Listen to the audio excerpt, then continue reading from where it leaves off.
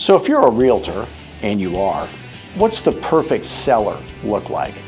Well, it's a seller with a problem. They have to sell because they have a problem. They live in the house they're selling. They need the money from this house to buy the one they're going to buy. And they've got a money problem, or they've got a time problem, or they've got an employment problem, or they've got a relationship problem, which almost always leads to legal problems, which causes money problems.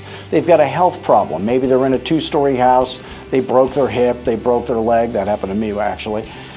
Now they've got a problem. If they don't have a problem, you probably are not going to get the listing at the price you want it at, with them being motivated. So that's what we're looking for. What is the cost of the seller's problem? If you're earning less selling real estate than you wish you were, and you're open to the idea of having some help with that, I'd love to help you with that. I'd love to fix your problems, help you find the seller's problems, help you earn your full worth in real estate. Go to fearlessagent.com today, watch all our free videos. You can call me anytime, and we'll turn you into a fearless agent. Thanks.